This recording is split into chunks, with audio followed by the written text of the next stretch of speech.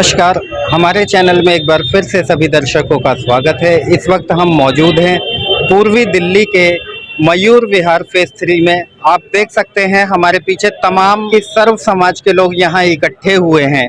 आपको बता दें कि जीबी पंत अस्पताल के अंदर एक महिला के साथ गैंगरेप की वारदात को अंजाम देने के बाद उसकी हत्या कर दी गई। वह महिला लगभग 6 से 7 दिनों तक जिंदगी और मौत के बीच जूझती रही। अंत में उसकी मौत हो गई, जिसकी मौत के पश्चात प्रशासन हरकत में आया।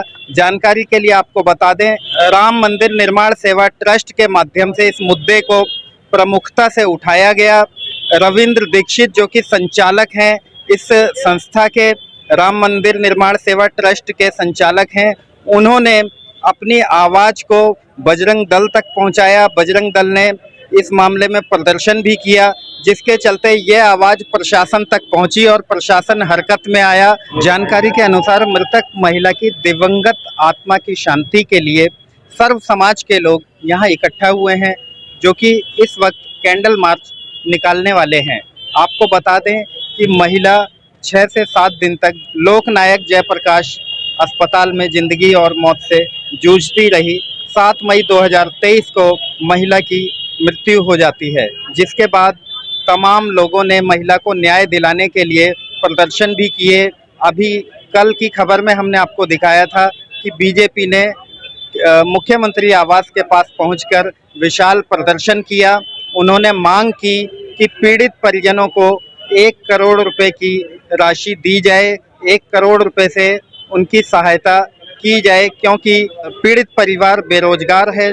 मृतक महिला के 5 छोटे छोटे बच्चे हैं, जिनके भविष्य को देखते हुए तमाम कदम उठाए गए। सचिन यादव के हत्यारों को फांसी दो, फांसी दो। सचिन यादव के हत्यारों को फांसी दो, फांसी दो।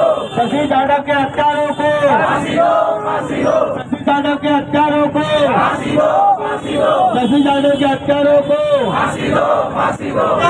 फांसी दो, फांसी दो, फांसी दो। फांसी दो, फांसी दो। बता दें 1 मई 2023 को राजधानी दिल्ली के जीबी पंत अस्पताल में एक महिला के साथ गैंगरेप जैसी शर्मनाक वारदात को अंजाम दिया गया था, जिसके चलते महिला की इलाज के दौरान अस्पताल में ही मौत हो गई थी।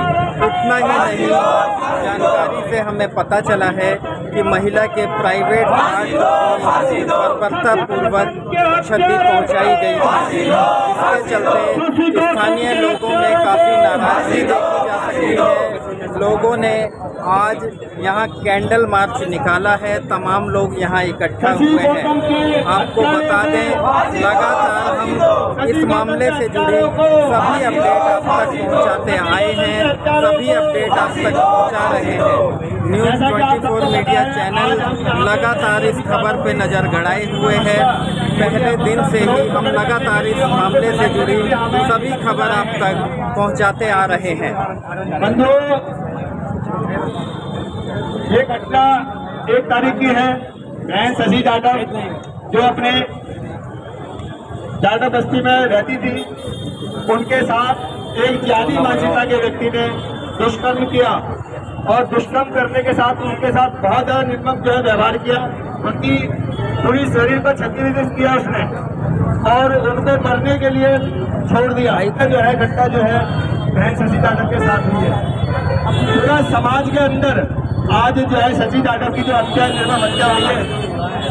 और जैसे ये जघन्य जो घटना हुई है, इसका पूरा हिंदू समाज, पूरा समाज जो है इसका विरोध कर रहा है।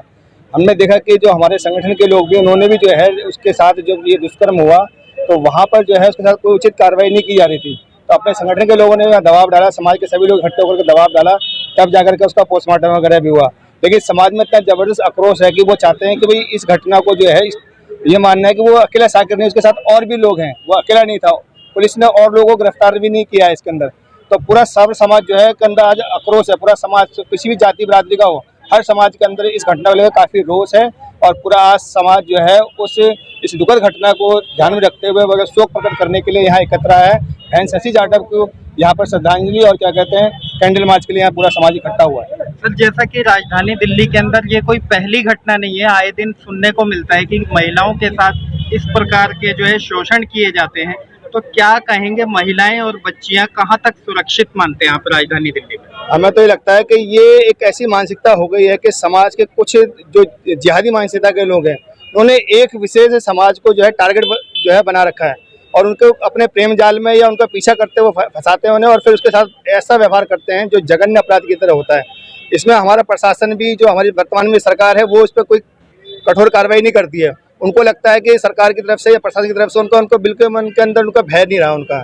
तो हम चाहते हैं कि उसका प्रशासन का भी और सरकार का जो है उनका भय उनके अंदर हो कि इस प्रकार के समाज में दोबारा घटनाएं ना हो। जैसा कि निर्भया कांड के बाद तमाम प्रावधान भी किए गए थे कानून के अंदर, काफी बदलाव किए गए थे कि बलात्कार के आरोप में फांसी तक की सजा का प्रावधान लाया गया। तो क्या कहेंगे, इससे भी कुछ कठोर कानून बनाने की जरूरत है? मैं तो ये मानता हूँ कि फांसी के अलावा उसको सार्वजनिक रूप से फांसी दी जाए, तो समाज में एक मैसेज हो जाए कि अगर इस प्रकार का कोई घटना होती है तो उसको जो है पूरा समाज देखे कि अगर ऐसा, तो समाज फिर जो ऐसे दुष्कर्म करने वाले लोग हैं उनके मन में भय आएगा। लोगों के मन में भय ही नहीं है, बिना भय के कोई, उनको लगता है कि कुछ भी हम अपराध कर देंगे और हम कानून के किसी कोई क्लू दे करके बच के निकल जाएंगे। उनके मन में भय ही नहीं है। तो कम से कम सख्त से सख्त कार्रवाई इसके अंदर हो जाए। फांसी से भी कोई और सजा हो सकती है तो वो उसको देनी चाहिए। कई बार देखा यह गया है कि सबूतों के अभाव में और गवाहों के अभाव में जो है आरोपी आसानी से निकलकर चले जाते हैं, शायद इसी चीज का फायदा उठाते हैं। हाँ। तो कहीं ना कहीं सिस्टम में भी कुछ बदलाव लाने की बिल्कुल। ये क्या है कि ये देखा गया है कि ऐसे कई सारे जो अपना जो कानूनी अड़चने ऐसी होती हैं, उनमें कोई ना कोई दाव पेच के आधार पर वो जो है मुजरिम जो है बच के निकल जाते हैं। तो इसके लिए कुछ ऐसा ठोस कानून और बनने चाहिए कि मुजरिम जो है बच के बिल्कुल ना निकल सके। आज एक महिला के साथ रेप हो जाता है, उसकी हत्या कर दी जाती है, पीड़ित परिवार को संगठनों का सहारा लेना पड़ता है इस मुद्दे को उठाने के लिए। तो क्या कहेंगे, कहीं ना कहीं हमारे सिस्टम में ढील है या पुलिस की नाकामी? मैं पुलिस की नाकामी तो नहीं कहूँगा, लेकिन जो हमारे सिस्टम में ढील है इसी की नाकामी है। जब अगर हमारे सिस्टम सही होता तो आज ये निर्भया काम या कई केस हो गए हैं कि ये नहीं होता। मेरा कहने का मतलब सिस्टम में ही ढील है। तो कहीं ना कहीं जिस प्रकार से फास्ट ट्रैक के अंदर भी मामले चलते हैं, उन्हें भी 5 साल हो जाते हैं जी, तो कहीं ना कहीं इसे और भी फास्ट करने की जरूरत समझते हैं। बिल्कुल बिल्कुल बिल्कुल। जितने फास्ट हो, जितने जल्दी इनके ऐसे जो ये इतने हत्यारे हैं जो ये ऐसे कर रहे हैं, इनके लिए सख्त कानून की जरूरत है। कड़ी से कड़ी सजा मिलनी चाहिए जो सजा निर्भया कांड में मिला था, और ताकि वो याद रखेगा और जो हमें इस तरह का सजा मिले तो और किसी को ये इस तरह का ये कांड नहीं हो। और दूसरी बात क्या है, कुछ सिस्टम ऐसे हैं कि पुलिस भी इतनी चौकन्ना, ये केजरीवाल का सरकार है, जितना चौकन्ना उत्तर प्रदेश में है उतनी चौकन्ना पुलिस यहाँ नहीं है। अगर पूछे तो कुछ खबर होने के बाद भी, कोई चीज़ समय से खबर होने के बाद भी वो देर से आते हैं। तो पुलिस की नाकामी आपको इसमें दिखती है? कुछ तो है, इसलिए कि बहुत विलम्ब कर देते हैं। जैसे कि ये घटना 1 तारीख को होती है और हाँ। हमें पता चला कि FIR जो है 3 तारीख को होती है और पीड़ित परिजनों को 4 तारीख को सौंपी जाती है। लेकिन ये कहीं ना कहीं पुलिस की कहीं न कहीं वो पुलिस की ढील से हुई ना। अगर 1 तारीख को ये घटना हुई है तो 3 तारीख को FIR क्यों हुआ? कहाँ थे पुलिस, कहाँ थे थाना, कहाँ थे हमारी सिस्टम, कहाँ थे नेता? तो ये सब बहुत सारी चीजें कमी है, जो इस कमी को सुधारना चाहिए। भाई साहब, हम ये सारे के सारे लोग अपनी हरिजन बस्ती कोंडली के हैं, जहाँ पे ये घटना घटी है, और समाज जो है हमारा पूरा उनके साथ है हर तरीके से। और ये जो घटना हुई है वहाँ पे जो लापरवाही हुई है हॉस्पिटल की हुई है और दिल्ली गवर्नमेंट की हुई है, उससे बड़ा रोष है लोगों में, क्योंकि 1 तारीख की घटना उसकी FIR तक नहीं हो पाई। और वहाँ पे जो ये सारा केस, जो शशि गौतम जी का जो केस है, ये सारा दबा के रखा और 4-5 दिन के बाद वो रिपोर्ट वगैरह हुई है और 8 तारीख को फिर उनके वो एक्सपायर हो गए। तो इससे जो हमारा जो हिंदू समाज है, हमारी कॉलोनी के साथ साथ ये हमारे हिंदू समाज के लोग सारे इकट्ठे हो रहे हैं। और ये जो घटना हुई है ये बड़ी दुखदायी हुई है।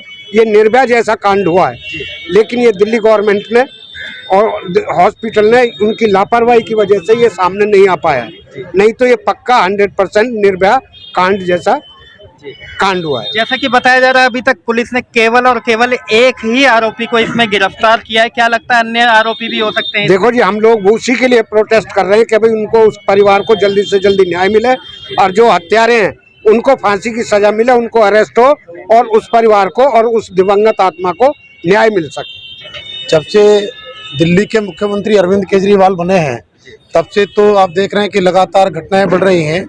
और उन्होंने जब मुख्यमंत्री बनने से पहले कहा था कि हम दिल्ली में हमारी सरकार बनेगी तो हम कमांडो फोर्स बनाएंगे जिससे कि बहन बेटियां सुरक्षित निकल सकें। लेकिन आप देख रहे हैं कि आए दिन जो इस प्रकार की दुष्कर्म की, सामूहिक दुष्कर्म की घटनाएं हो रही हैं और जिस प्रीमिसेस के अंदर वो घटना हुई, वो एलएनजेपी जो हॉस्पिटल है वो दिल्ली सरकार के अधीन आता है और उन्होंने इसको पूरा दबाने का प्रयास किया। किसी तरीके से चीज़ें बाहर आईं। हम सभी यहाँ बस्ती के लोग हैं और हिंदू समाज की बेटी थी। मैं तो आपके माध्यम से ये कहना चाहूँगा कि आज अगर वो किसी विशेष समुदाय की बेटी होती तो अरविंद केजरीवाल 1 करोड़ रुपए का चेक लेके उनके घर पहुँच गए होते और सरकारी नौकरी देने की भी एक सिफारिश कर रहे होते। तो यहाँ क्यों नहीं आते हैं वो?